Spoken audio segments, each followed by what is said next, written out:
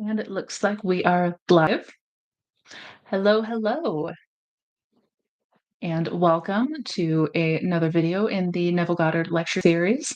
This is a series that I started a little while back where we delve into Neville's works, read over his lectures, and I go ahead and take the liberty of helping to break everything down, highlight the important takeaways, because really, as always, the entire point of this channel is to come to better understandings of this law, of these teachings, so that there's better application and ability to take away and uh, utilize it in your life, in your circumstances, and what you desire to experience.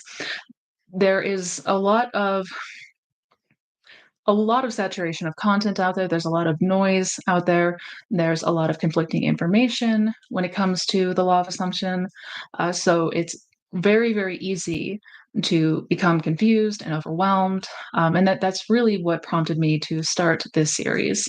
And again, it's really important to me that there is kind of going back to the source material itself. Not that Neville Goddard is the be-all, end-all.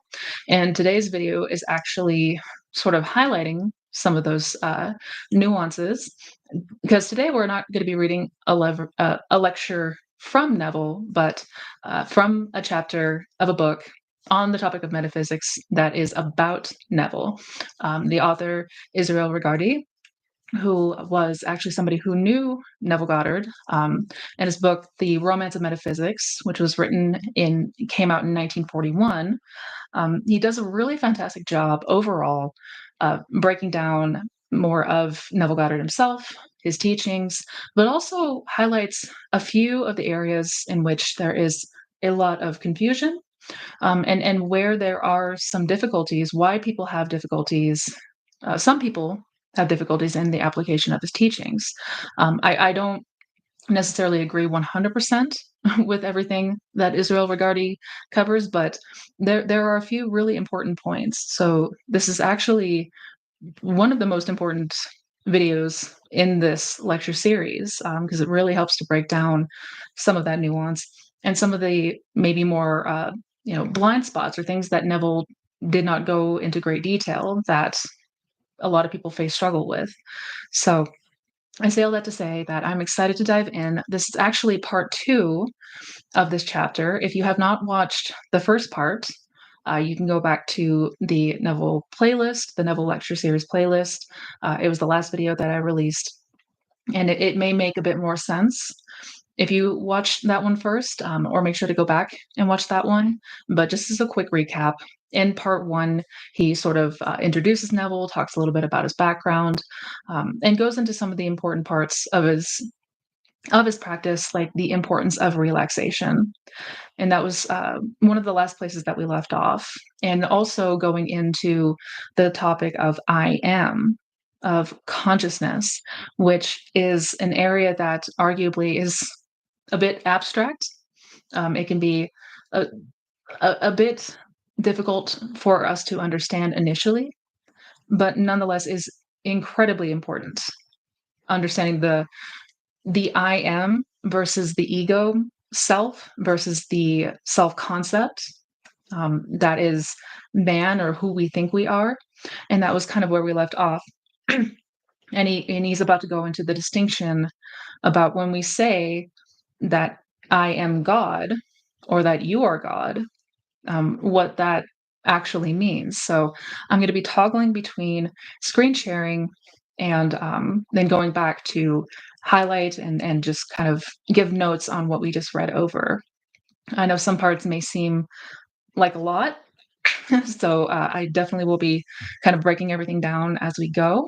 But without further ado, let's jump on in. Okay. So again, the last thing that we really were talking about in part 1 and where we left off was talking about the I am, the unconsciousness, the I am. And let me kind of go back over this chapter here so we can make a bit more sense of this. The entirety of our life is rooted in the unconscious I am. Truly, as the Bible says, in him We live and move and have our being. Without God, or its psychological equivalent, the deep consciousness of man, the unconscious, we have no life whatsoever. We only believe that we are masters in our own house, that we are independent, and that we do not need God. Um, one second. But that is because we like to flatter ourselves. We are vain and egotistical as humans. Not wrong. The truth is that we are dependent to a startling degree upon the proper functioning of the unconscious psyche, and we must therefore see to it that our roots are in the right place. The various events and experiences that occur to us and the things that come to us in the course of daily life are the result of its outpicturing, the projections of this unconscious psyche, which we harbor within. Even the contents of our conscious thinking and imagination spring from and depend completely upon the activity of the unconscious. Although an ideation and the predispositions to certain types of experience are constantly being evolved within us unconsciously. God and the unconscious are words, then, that bear an equivalent meaning. And irrespective of what it really is in itself, this much is true that we cannot live apart from it in any way. Oh, let me see. Oh, let me go back even further up. I'm so sorry. This part is really important. I'm so sorry. I thought I had the right spot. But all of that is important to know. But let me start here. It is essential to stress this differentiation, which I believe Neville has failed to do so efficiently. Man is not God, save on the deepest levels of his soul. Man can come to this realization when he is very quiet and still. Only when the motion of the thinking mind, which is the superficial self, has been stopped altogether, can man know in that silence that I am is God.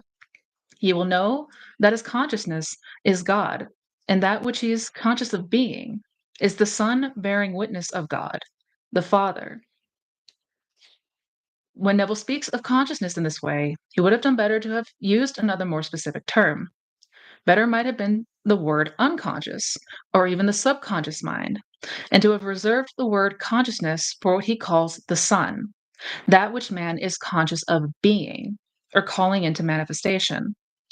Unless we differentiate in this way, we run headlong in an unescapable but highly unpleasant conclusion that we are mad. In our mental hospitals, there are hundreds and hundreds of inmates who insist quite consciously and deliberately that they are God. It is a pathetic experience to see and hear them. We must not say that their statement isn't any different from ours because the minds are unbalanced, that they are insane. We must avoid this pitfall more rationally. We must define our thinking terms more carefully. Neville's system contains this clarification, if not explicitly, then implicitly. It only needs to be brought out more definitively. Okay, this part is super important because when we when I first read from Neville the idea that you are God, and Neville does, pretty implicitly describe and sometimes very explicitly describe that it is your awareness of being that is God. Um, Not so much the conscious thinking mind, but that is the distinction that we have to remember. When we speak of that, we're speaking of the deeper parts of consciousness. In this case, the unconscious, the I am. It's not the thinking mind that is God. The self concept that is Missy Renee has limitations, has fears, and has these things that God would not ascribe to, God would not have, right? So it is not the thinking mind. When we say that I am God or you are God, we're speaking to that deeper awareness that and why Neville emphasized at the end of every lecture to go into the silence is that it really can only be accessed when that thinking mind is shut off. When we go deep within and really get to a point where we quiet the ego mind. Um, but if we don't make this distinction, it's easy to think that this is crazy talk. The first time I heard this from Neville, it sounds blasphemous when we say that I am God. If we don't have this understanding and distinction, it sounds ridiculous. It sounds blasphemous. Like who is Missy Renee to say that she is God, right? But we're speaking to I am. We're speaking to that deeper part of you because this awareness of being, this consciousness, everybody has. Everybody says I am. Everyone, everyone says I am before they condition that I am. So again, he's making a clear distinction, and Neville has really fleshed this out before too. But instead of like it just needs to be clearly defined that the ego self is the illusion self, that is the superficial self, that is not God. I mean, it is an aspect for sure, but that's not what we're speaking to. But let's continue. Also, I have made a video talking about this in more detail called The Power of I Am. I will go ahead and link that in the description box after I'm done with this live, if you guys want to get a better idea of what that means. But let's continue.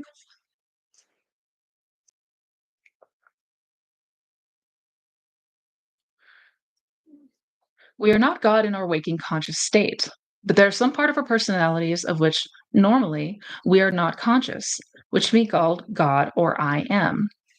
This saves us from the horns of the horrible dilemma that we too are insane. By this differentiation, we are enabled to retain some degree of sanity and balance. This man had quite the way of words. We know very little about the unconscious and only a little more about the way it works. But we assume that in some way the conscious thinking self evolves out of, but still has its roots in its inchoate darkness. In the child, we can see this growth of an ego occur at an early age, watch speech and understanding develop, and see mind grow where before there was only irrational irresponsibility. Life of the unconscious existed long before the child could say I, and when this I disappears, as it does for all of us during sleep or coma, life and spirit or God still continue, as our observation of other people and our own dreams inform us. We assume that this process, taking place in the individual, is a rapid fire recapitulation of a psychic process which occurred thousands, possibly millions of years ago in the development of humanity, when mind gradually and ever so slowly made its appearance on the evolutionary scene. Mind once evolved out of the unconscious, and even today is still dependent on it. Man's present conception of himself has evolved out of his unconditioned awareness of being, which, if called upon, can alter that conception in strange and wonderful ways.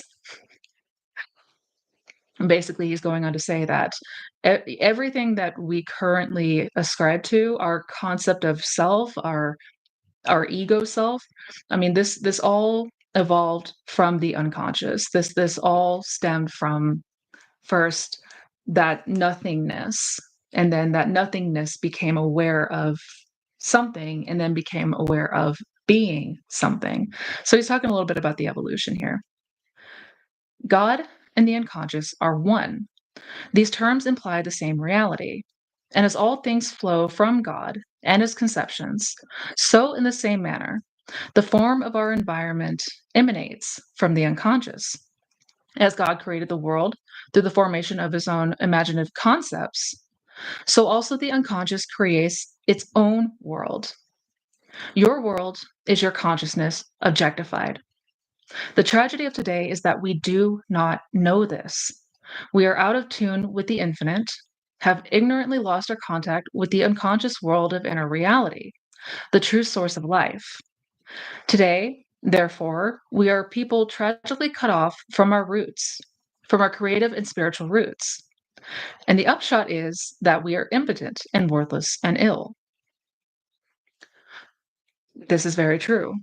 The tragedy, the difficulties and why we face such hardships is because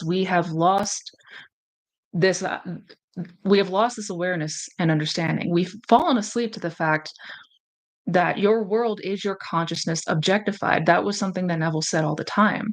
Your world is the outpicturing of you and your conceptions and your beliefs and your assumptions. But because we are not aware of this, we become at the mercy of our own creation, falling victim to the things that we are in fact outpicturing. That is where all of the trials and tribulations and illness, all that stems from the fact that we've lost touch with the truth, and that is your world is you pushed out. The law of creation is first conceiving, then becoming that conceived. All things evolve out of no thing, and without the sequence, there is not anything made that is made. And that was also a quote from Neville. If therefore our world, which is this particular environment of any one of us, is distasteful and hateful to us, we must first remember that it is the reflection of ourselves. The world is your consciousness objectified. How to change it follows logically upon the thesis of creation. Waste no time trying to change the outside, stresses Neville.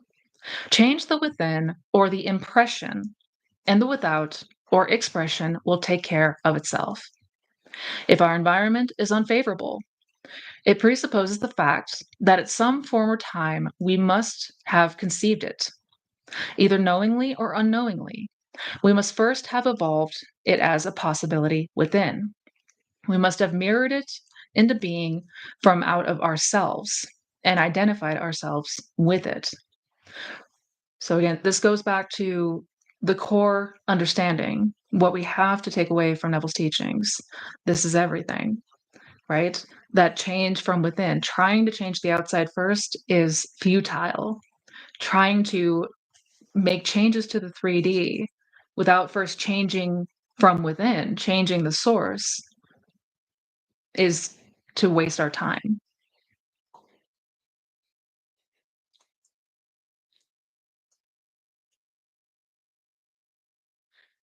To create a new world, oh, it is useless to alter the pieces of the puzzle outside. New conceptions must be formulated within, conceptions which the conceiver can handle, as it were, to form into new objective realities without. So, how does one make these new conceptions? How does one employ this faculty that is ours as the conceiver of all things? Consciousness, or God, is the magical faculty which has all power and can miraculously alter, change, create, and destroy forms, ideas, and beings. The foundation of all expression is consciousness. There is only one power, and this power is God, consciousness. It kills, it makes alive. It wounds, it heals. It does all things, good, bad, or indifferent. Consciousness dwells within that which it is conscious of being. I am the I am is the Lord and his temple. It is imperative, therefore, to call upon the aid of the deep self, upon God. He magically can rearrange all the component parts of the body, the environment, and the surrounding world, which is his temple, to concede a little better with the heart's desire. Only God has has the vision, the power to foresee and arrange how events may develop. We can provide the goal by formulating the wish, but the manner in which it will occur and how is entirely beyond us. That is completely in the hands of the unconscious. Its wisdom will know best how to dictate the course of future events. So, again, going into something that Neville stressed all the time, and we hear all the time, it is not our job to try to make things happen or figure out how things are going to happen or try to rearrange things consciously. That is all the power of that deeper you, that true self, the unconscious self. God knows all things and all ways and all manners in which things can be outpictured. That is not our job to impede with that. We don't have to mess with any of that. Um, Only God has the vision, the power to foresee and arrange how events may develop. We can provide the goal by formulating the wish consciously, but the manner in which it will occur and how is entirely beyond us. So, once again, just the reiteration and reminder to drop the how. We'll never know. We'll never know.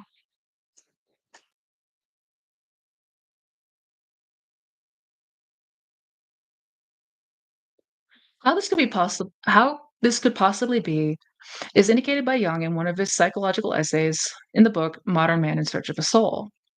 There, discussing the nature of the unconscious, he says it contains certain primordial instinctual patterns that have come down to us from the past. These patterns mark definite processes of development and evolution.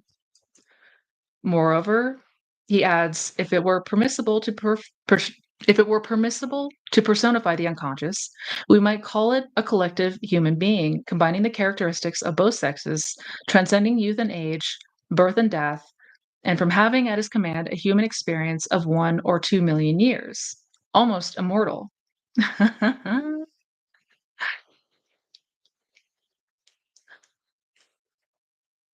Basically, once again, the reiteration that it is your higher self, for lack of better words, that is the operant power here. That is the one who is going to rearrange all of the things. That is the one who is going to formulate how things unfold for us, because God already knows the ways in which everything will unfold. It When we have a desire, that desire already comes with the ways and means of perfect expression. God has all of that already planned out. It is the only thing that we must do is allow that to happen and basically get out of our own way. I do not feel it is an exaggeration, then, or a conviction that in any wise borders on superstition, to assume that the details of the working out of the wish may safely be left to the superior experience and wisdom of our innermost self. The real problem seems to be not that our unconscious is incapable of fulfilling the wish. More to the point is how to enlist its power on our behalf, how to employ it. You cannot serve two masters or opposing states of consciousness at the same time. Neville is adamant on this score. Taking your attention from one state and placing it upon the other, you die to the one from which you have taken it, and you live and express the one with which you are united. Like Daniel, we must, insist Neville, turn our backs upon the lions confronting us and forget them in order to pray. This is the first step, then, to turn one's back on the evidence of one's senses, to ignore the world which one's mind and all the faculties of one's being perceives. We have already seen that he claims the world to be merely the outside picture of an inward spiritual state. It remains, therefore, to ignore the immediate problem that one finds ahead of him, whether it be one of money, of sickness, of love, position, or whatnot. Leave it alone, Neville urges his disciples, and turn the attention away from it. Such neglect will cause it to deteriorate, to die, whilst the newly directed attention is focused on the construction of new conceptions which will outpicture themselves in new worldly conditions. Put the old out of the mind altogether. Reformulating one's being on an entirely divine basis, affirming oneself to be basically God, will instigate such radical alterations in the environment as one desires. When this expansion of consciousness is obtained, within this formless deep of yourself, give form to the new conception by claiming and feeling yourself to be that which you, before you entered the state, desired to be. You will find that within this formless deep of yourself, all things appear to be divinely possible. Anything that you sincerely feel yourself to be while in this expanded state becomes, in time, your natural expression.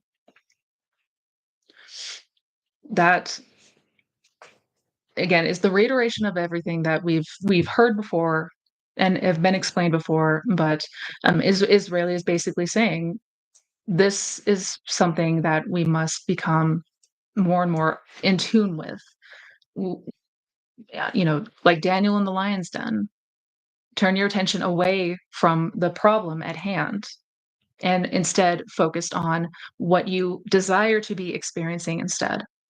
This is developed through practice, but it's something that we repeatedly get ourselves caught up in 3D circumstances that are just the outpicturing of what we have imagined prior. It's our own mirror.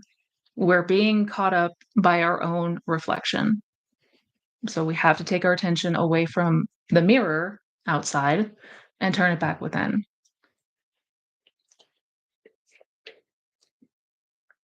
And Israeli goes on here to talk about something that is really, really important.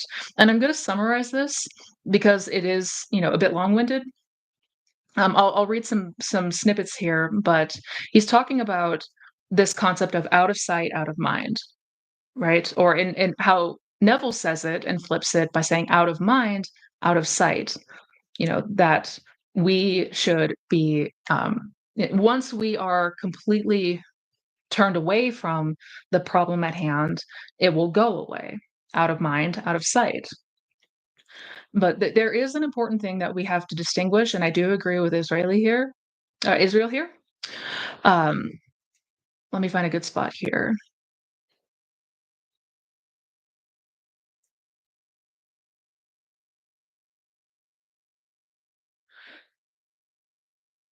He's a little bit harsh in his saying about the out of mind, out of sight is one of those common metaphysical fallacies, which on the surface sounds so penetrating and seems so true. I wouldn't say it's a fallacy, but I do agree with what he's about to say here. To get something out of mind is surely to eliminate it from sight, but there is no indication that the mental content thus disposed of has actually been eliminated altogether. And this will make sense in a second, I promise. We may not be aware of it, but once an ostrich has buried its head in the sand, it too is totally unaware of anything that may be in its vicinity. Such reasoning as this was valid in the days before depth psychology came into being, when it was really thought that to take one's mind off certain thoughts and feelings really destroys them. Nowadays, however, we know that people can so handle various emotions and ideas as to become totally unconscious of them. We may deny, consequently, that we ever entertained such thoughts and feelings. We have repressed them utterly, that is to say, forcibly forgotten them. So severe and intense is the repression and forgetting that many of us really and truly believe that we never had them. On the other hand, though these thoughts and memories are now unconscious, they are no less realities than if they were fully present in the conscious mind. In fact, they are not only present and real, but a very great deal more potent, sometimes disagreeably so.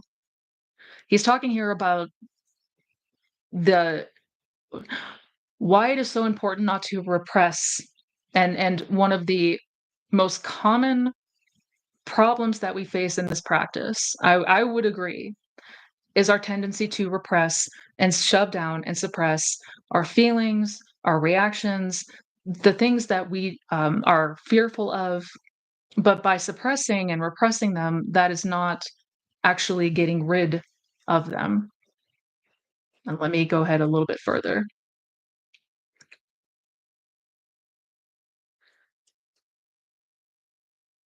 They have been hidden in the darkness of the unconscious levels of the psyche, which is the kinetic factor in our lives, that which is in reality the power behind the throne. It is the machine shop of the body and mind. These repressions, rather than conscious states, are the true psychological contents that outpicture themselves in the creation of adverse social, economic, and family conditions that we loathe so much and try to eliminate from our lives. These are the dynamic conceptions which we so blindly feed to the magical self underneath, the conceiver of all things. The conceiver, where was it? I lost my spot. The conceiver of all things who, as a result, can only turn these conceptions into realities. Says Neville, God, your awareness, is no respecter of persons, purely impersonal. God, this awareness of all existence, receives impressions, qualities, and attributes defining consciousness, namely your impressions. I will extend his idea by saying that the unconscious is no respecter of ideas. It is impersonal and will turn into realities whatever ideas are thrust into its sphere, good, bad, and indifferent.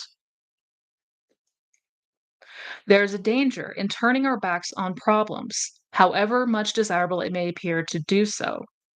There is entirely too much clinical evidence available today confirming the fact that is the whole content of repressed ideas and experiences that become projected into the world of reality, forming our sickness, social problems, and all else beside. The problem confronting one is itself an outpicturing of oneself. So the problem confronting one or us is an outpicturing of ourself.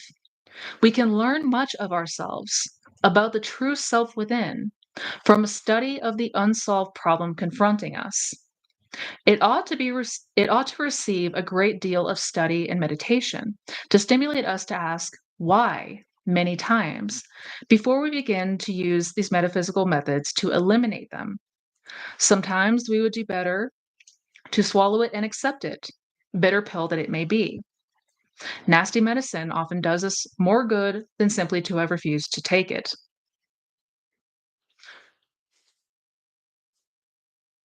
So what he's saying here is, and something that I do agree with to a degree, that instead of trying to run from the problem, instead of trying to suppress the problem, the circumstance, the whatever's being outpictured in front of us, instead of trying to ignore it, confront it, observe it, learn from it, ask why, ask where is this stemming from? Why is this appearing in my reality? Why am I reacting like this? That's going to give us a better idea of what we are actually and genuinely feeling on a subconscious level, what we are actually and genuinely accepting and believing as true. Because if everything out pictured is the result of our inner state, and what we're seeing on the outside is undesirable, well, we want to, it's going to do us more good to really see it for what it is, to get a better idea of things that may have been repressed, these concepts and beliefs that I may not consciously see and notice when I'm observing my thoughts, but if I'm really paying attention to my 3D and how I am reacting to it, that's what's going to help you get to the bottom of things. And I do agree with that. I think suppressing our emotions and our reactions and trying to lie to ourselves is one of the most dangerous things that we can do in this practice, uh, because God cannot be mocked. We can't lie to ourselves. We can't, in actuality, lie to ourselves. So, in that sense, I do 100% agree with him here. But let's continue.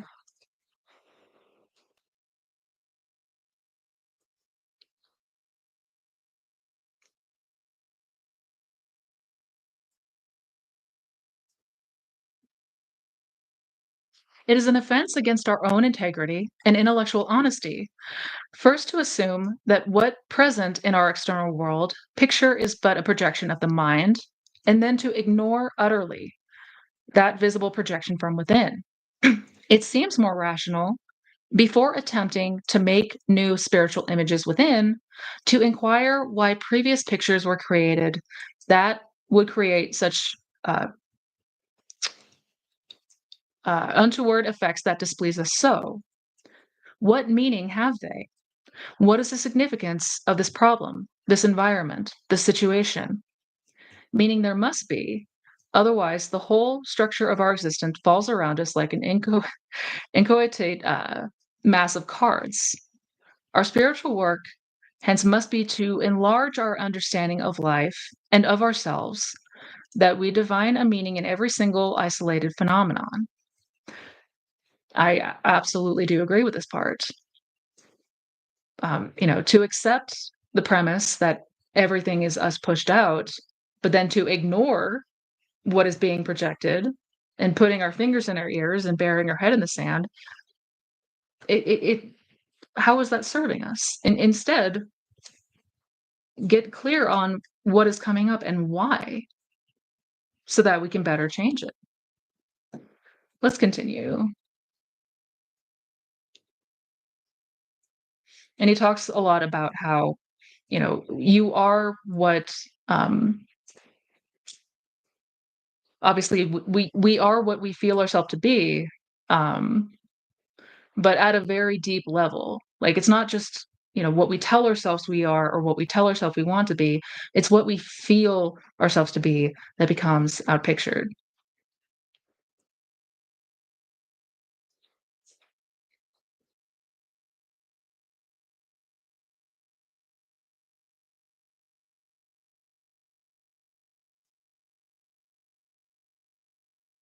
Yeah. He talks a little bit here about everyone is she pushed out, and I do believe that Israel has a little bit of a misunderstanding of what Neville was saying here with everyone is she pushed out. Um, but the general premise is, again, like, it is altogether true that as we evaluate ourselves anew and feel ourselves to be giants, do we actually become giants?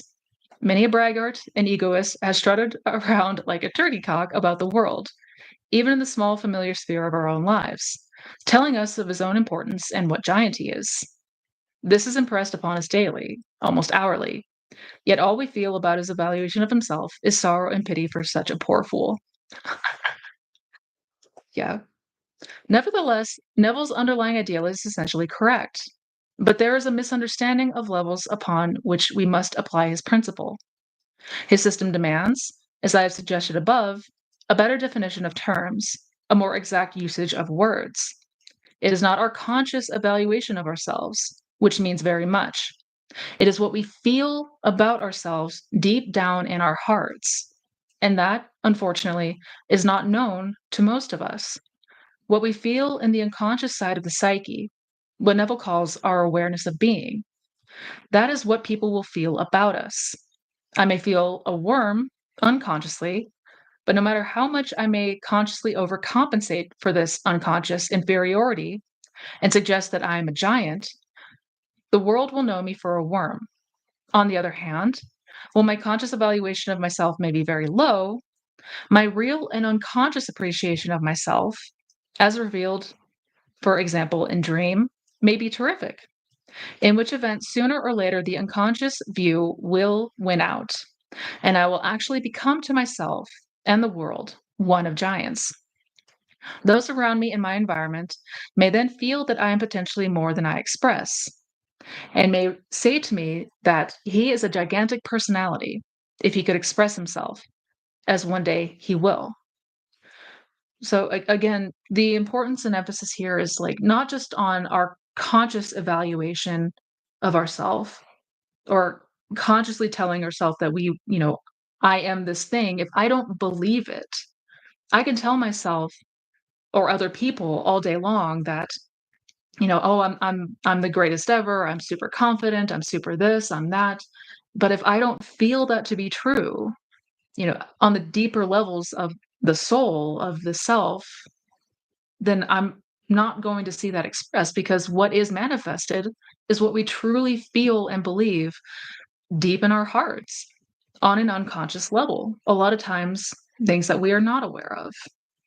That's why no matter how many times I would try to affirm, like, I am loved, I am chosen, I'm prioritized, because I felt deeply insecure and unchosen and unprioritized, I continued to manifest being unchosen, being insecure.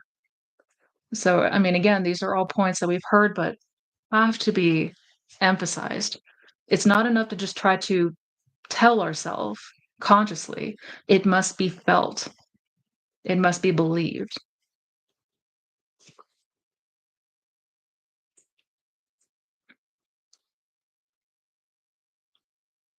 Apart from these theoretical considerations, Neville's technique is fascinating and psychologically instructive.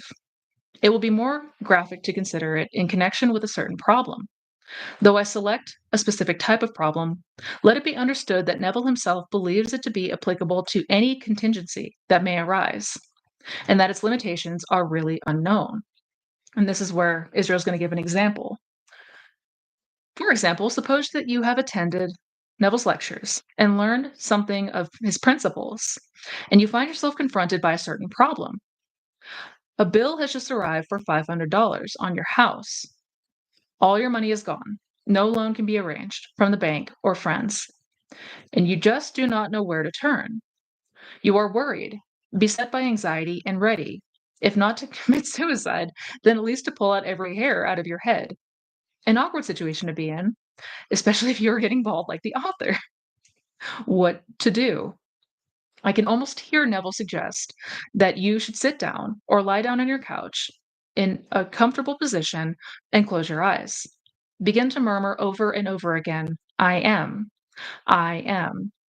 Not I am this, nor I am that, but just quietly affirming your own awareness of being, the fundamental fact of your consciousness.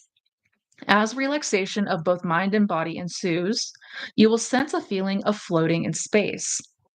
Try and feel through the constant repetition of this defect phase that you are unconditioned, faceless and formless. The primal consciousness, which is the true self underlying the normal activities of mind and body. Develop the state of consciousness until you feel that you are identified with it. With the acquisition of this awareness, imagine that the $500, which you simply must have, is already in your possession. To be conscious of being poor while praying for riches is to be rewarded with that which you are conscious of being, namely poverty. Prayers to be successful must be claimed and appropriated. Assume the positive consciousness of the thing desired. With your desire defined, quietly go within and shut the door behind you. Lose yourself in your desire. Feel yourself to be one with it. Remain in this fixation until you have absorbed the life and name by claiming and feeling yourself to be and have that which you desired. In this relaxed and exalted mood, you should then switch your mind over to the nature of your desire. It will not do, when so elevated emotionally, to affirm, I want $500, for that would only emphasize your lack, your need of money. This emphasis would constitute a further suggestion, which would manifest itself inevitably in the perpetuation of the material condition. And it is just this that needs to be overcome. This part's important. Okay, this part is important. Hang on one second. It will not do when you are elevated emotionally. That is, when you are feeling panicked, when you are feeling anxious, when you are feeling scared intense, it is not enough to just affirm, I have $500 or I need $500. It has to be felt. It has to be experienced on a deeper level.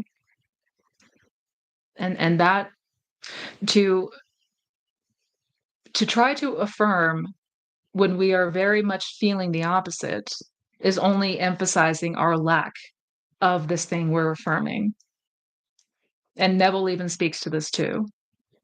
It is better first to get yourself into that deeply relaxed state and emphasis on just being and deepening until you can actually reach a space internally where what you desire can genuinely be felt as real and true versus trying to affirm from a state of desperation.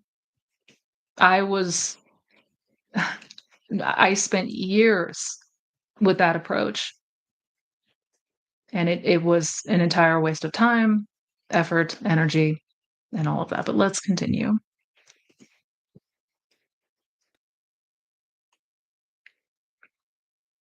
You must remember that Neville defines God as your unconditioned awareness of yourself. When defining yourself, you must first of all state I am before following it up with your name, sex, color, age, nationality, and so forth. Now, in this highly relaxed state of being, in which you have affirmed yourself to be God, the unconditioned I am consciousness, it must follow that the next stage is to condition this abstract, unlimited awareness of being in a certain predetermined way. It is useless from a practical point of view to state that a certain sum of money is required, but it is a good technique to affirm emphatically that I am abundance or that I am substance, the infinite supply from which all demands shall be met. A complete identification of the primal being with the desire is imperative. So we must be identified with the thing desired. We must be the person who has it. We must feel that. We must feel that in truth. This condition this conditions the initial formless consciousness so specifically that it immediately becomes modified according to the terms of the suggestion or affirmation, and in accordance with Neville's formulations. The suggestion is the seed that will be vitalized by God to grow into an actuality for all to see. How would you feel if you had this money now? How would you feel if the problem were now ended? Depressed or elated? Then try to encourage the sense of ecstasy, of jubilation into having this money. Feel keenly that a check for $500 has immediately been written, and your mind rid of the specter which has been haunting you and assuming such terrifying proportions. Feel yourself in the presence of your dearest friend, asserting your problem to be solved, and that you have the money to pay this bill. Imagine and feel piously that he too participates in your jubilation. He shakes your hand vigorously, embraces you. So happy has he become that anxiety and worry are shaken from your shoulders. So basically, as we discuss all the time, how would it feel? How would it feel? And it's not enough to just know this consciously, but to actually feel it, right? And that's why it could be so helpful to imagine a conversation with a friend, a loved one. Congratulations, hearing congratulations. Somebody close to you participating in your relief, in your happiness. There's so much power to that. All things gravitate to the consciousness with which they are in tune. All things disentangle themselves from that consciousness with which they are out of tune. Consciously define yourself as that which you desire. Claim yourself to be that which you want to feel, which you want filled full. Neville asserts that if we would only encourage such states of consciousness, steadfastly eliminating worry and fear and trepidation, encouraging the sense of joy and happiness, external conditions must, of necessity, change themselves. Consciousness being Lord and Master, you are the master magician conjuring that which you are now conscious of being. If therefore you have become conscious of having and being the money which will set you free from your problem, some event would occur to externalize this inner vision. How it would occur is not known to any of us, but a materialization of the spiritual state would ensue, not in some supernatural manner, like manna falling miraculously from the heaven.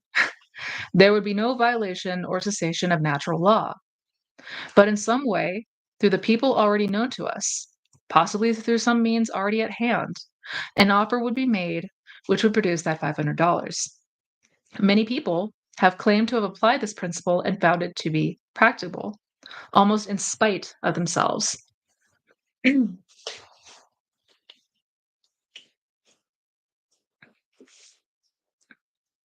this, we talk about time a little bit here. His treatment of the problem of time is very interesting in this connection. Let us assume that this $500, which we discussed above, had to be produced within the space of a few days. It is Wednesday now. By Sunday, that money must be forthcoming. Or else, what is to be done about it? What procedure should be followed? At first, the procedure would be identical with that described above. Not only is that money to arrive, but it is already here. Suppose this money were to arrive from out of the blue on Sunday. Here you are tense, fretful, consumed with anxiety.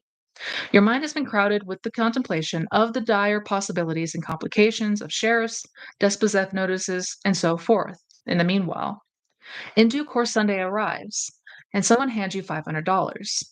What would the state of your mind be? Use every ounce of your imagination and feeling that you have. Fantasy freely on the pleasure, the relief from tension, in actually holding your very hand that $500. Imagine waving that check gleefully right under Neville's nose. $500 in your possession. Now all your problems can go to the devil. You are saved. He's talking about manifesting on a deadline, if we haven't caught on yet. If you needed something by a certain date, Neville says, quote, "You and I have said time and time again, why today feels just like a Sunday, or Monday, or Saturday. We've also said in the middle of a summer, why this feels and looks like the fall of the year. This is positive proof that you and I have definite feelings associated with these different days, months, and seasons of the year. Because of this association, we can at any time consciously dwell in that day or season with which we have selected. In other words, since we associate definite emotional tone values with certain days or seasons, we can easily conjure up imaginatively those days or seasons in our minds. Sunday has for most of us a well defined set of images and feelings which can readily be evoked for the purpose of our exercise. If today were Wednesday and you decided that it would be quite possible for your desire to embody a new realization of yourself by Sunday, then Sunday becomes the point in time that you would visit. To make this visit, you shut out Wednesday and let in Sunday. In here, this is accomplished by simply feeling that it is Sunday. Begin to hear church bells. Begin to feel the quietness of the day and all that Sunday means to you. Actually feel that it is Sunday. When this is accomplished, feel the joy of having received that which on Wednesday was but a point in time you left behind you. In doing this, you created a vacuum in consciousness by moving from Wednesday to Sunday. Nature, abhorring a vacuum, rushes in to fill it, thereby fashioning a mold in the likeness of that which you potentially create, namely, the joy of having realized your defined desire. By dwelling now on Wednesday, on the sense of ecstasy and freedom that you would have on Sunday, when the saving shekels arrive, you project yourself forward in time. And since time, according to most metaphysical teaching, is but a creation of man's consciousness, a form of his thinking and feeling, time itself may be superseded and future events anticipated. For now, as the Bible says, now is the appointed time, not tomorrow, not Sunday, not even next year. Right now, at this very moment, one may save oneself. Oh God, the importance here cannot be emphasized enough. What we're aiming to do when it comes to time, because this is such a huge area of resistance for a lot of people, but when it comes to time, you are learning to essentially, in your mind, make the future time now. You are in imagination, not thinking it is Wednesday and I'm looking forward to this thing on Sunday, but in your mind, you are now in Sunday. Even out here, it's Wednesday, and here it is Sunday, and you are rejoicing and relishing in your desire because it has already come to pass. This point is where so many of us get tripped up because we are still in our mind thinking it is Wednesday and I'm going to get this thing on Sunday. No, because, as it says in the Bible, and as Neville emphasizes, now is the appointed time, not tomorrow, not Sunday, not next month or year. Right now, this very moment, one may save itself. I absolutely love that. Let's continue.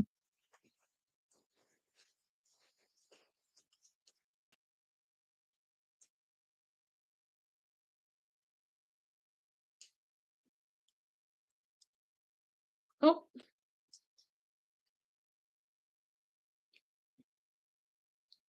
Such states of consciousness demand not merely mental concentration and steadfastness of purpose, indomitable will and courage, but an ability to feel, a high capacity to evoke at a moment's notice an enormous potential of emotion. Now, I don't entirely agree with that point, but I'll get to it in a second. Whether the average person can do this is another matter. Certainly, some people can do it. Neville, I am sure, can do it. But he is an artist, a dancer. He has been enabled by his training, by his life's discipline, to assume a definite role. He can adopt a certain part, acting it out as though it were true. His is the ability and capacity to achieve identification with mental images, with a personality other than his own. That is an intrinsic part of his emotional makeup. That is why such states of consciousness are open and available to him, as naturally they are similarly trained and similarly constituted people. But John Doe is not, I am afraid, capable of such unrestrained flights of feeling and imagination. His mind has been entirely too prosaic, his feelings too inhibited, his imagination entirely too restrained for such flights in the empyrean. I do not say that in the imagine. I do not say that in the last analysis that such feats are impossible to the average person, but I do insist that training is necessary. Training in the art of letting go, in the discipline of feeling, and in the analysis of psychological states. This takes such time and effort that there are few willing to embark upon a way of life that implies the expenditure of much time and labor. Again, don't know if I'd go that far. But if they do not wish to do so, then such states of consciousness and such spiritual achievements must remain mere dreams, fantasies, visions of another world completely beyond their reach. This part is half true, and this is something that I have talked about often. One of the biggest difficulties that we have, the way Neville speaks of things, he makes it sound so easy. And in a lot of ways, it maybe came more naturally to him because of his training, because of his discipline, because he was an artist and a dancer, and instinctively knew how to put himself into a new role and feel into that deeply. Whereas the average person does not have that feat to that degree. To really lose yourself completely and really build yourself an imagination so definitively and outside of the box of what feels normal for us. But that is the point of this practice because everyone absolutely can get there. Everyone is capable of using the imagination to this strength and degree that you will see the outside changes in your world. Everyone has that ability. We have just been we have been unconscious of it. We have not been aware. I say often that our imagination is very much like a muscle, and specific, like very much so. Our creative imagination is like a muscle because we have not used it to the degrees in which we are able to. It atrophies. So a lot of times it can feel very difficult to connect to that state, to feel into that, and to imagine to that degree of intensity. And that is where this practice comes in, is in doing just that. It's exercising this imagination muscle because we only use a fraction of a fraction of a fraction of a fraction of what our imagination is capable of, what we are capable of. So in that sense, I absolutely do agree. I wouldn't call it a labor. I wouldn't call it like, browbeating or anything like that. But it does take a practice and a dedication and a commitment to oneself to not give up and become impatient if things are not automatically as you want to see fit. So I absolutely do, in most part, agree with what Israel's saying here.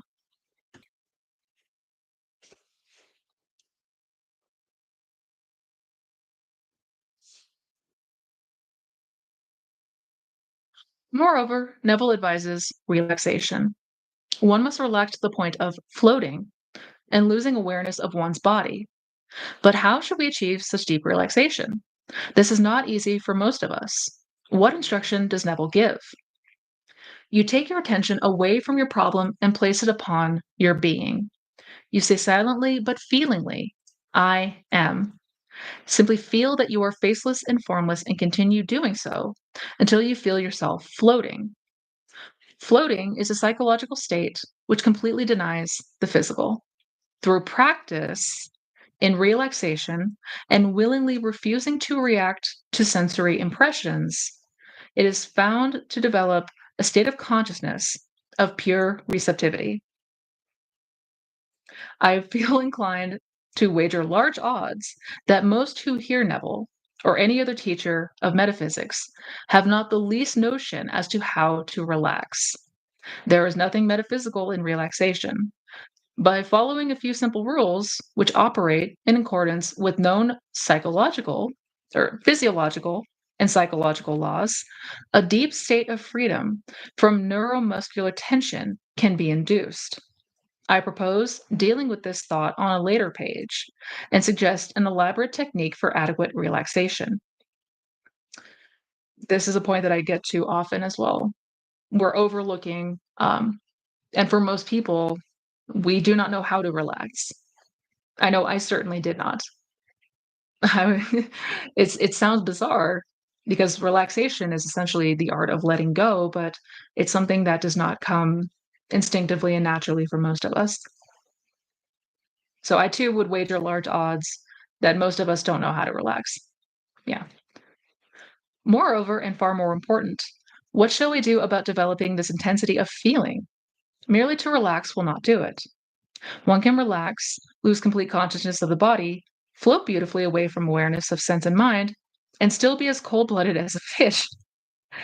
Neville's method is sound enough, but the difficulty is that few people are able to muster up this emotional exaltation or this intellectual concentration, which are the royal approaches to the citadel of the unconscious. As a result of this definite lack of training or technique, the mind wanders all over the place, and 1,001 things totally unrelated to I am are ever before their attention. I believe the ancients had superior methods. Confronted by the same problems and by the same lack of training, they evolved methods which have stood the test of time. To some people, they prescribed a long course of psychological training, having at its logical objective the development of a tremendous power of mental concentration. This training we have come to know as yoga. To others, not temperamentally capable of this, or unwilling to engage upon such a discipline, artists to the extreme, they worked out other methods. Anything that will tend to exalt the mind and feelings is useful. Music, color, poetry, perfumes. Anything that will intoxicate the mind and senses within certain limits is utilizable. It is more difficult to describe invocation, another method they employed. It is simpler to explain it by quoting several examples of them in these pages, so that the reader can develop some idea of their own content and power and ecstasy. The writers of these invocations were well acquainted with what we call the I am principle, for they employed it throughout, but not alone, as we shall see. This subject, therefore, I will reserve for another chapter, which I shall attempt to describe at some length. And that is the end of the chapter titled Neville in Israel Regardie's book, the Romance of Metaphysics. So this last part here is important because I know that this may be super confusing. But when we talk about reaching that feeling state, um, first getting yourself relaxed and then being able to muster that that strong feeling state, not forcing an emotion to be clear. Because if we're concentrated enough and we are imagining to that degree, any emotion would come naturally. Like it would be felt instinctively. An emotion is a response to a stimuli. It's a subconscious response. So when you imagine to the degree of intensity that you are experiencing something in the mind right now, the emotion will come on its own. But there's other ways that we can help ourselves really invoke these feelings. And, some things that he listed were music, color, poetry, perfumes. So anything that helps us to, heighten the mood, heighten the senses, really get us feeling into something stronger. And this is something I'm also going to be discussing in my next video that I have coming out, which is super delayed, and I apologize for that. But that video will be coming out shortly, where I talk more about the importance of relaxation and invocation, like how to really capture a strong feeling, not through force, not through exerting our willpower. But overall, that was the chapter. I think he brought up some excellent points. There were some things I did not fully agree with, or I think he may have misunderstood. But overall, a really fantastic things to be aware of when it comes to Neville's teachings. Some things, some blind spots, even as to why the average John Doe or Jane Doe may be having difficulties with this, and feeling like there's challenges that they can't overcome. I think it does a fantastic job of covering a lot of important things, but I will be covering also, in more detail, this relaxation and invocation spoken about here, because the feeling is truly the secret more than anything else. Like, we manifest what we feel and believe to be true, always. Not just what we're telling ourselves, but what is felt. So I hope you guys enjoyed the video. Again, if you have not seen part 1 yet, I definitely recommend also checking that out. It will help make more sense of what we're talking about here. But again, I know it's been a while. Just wanted to come on here, give you some lectures, give you some feedback, break down and highlight some important points. Have a lovely one, you guys. Until next time, take care of yourself. Please be well. And bye. Happy Wednesday. Till next time. Bye, guys.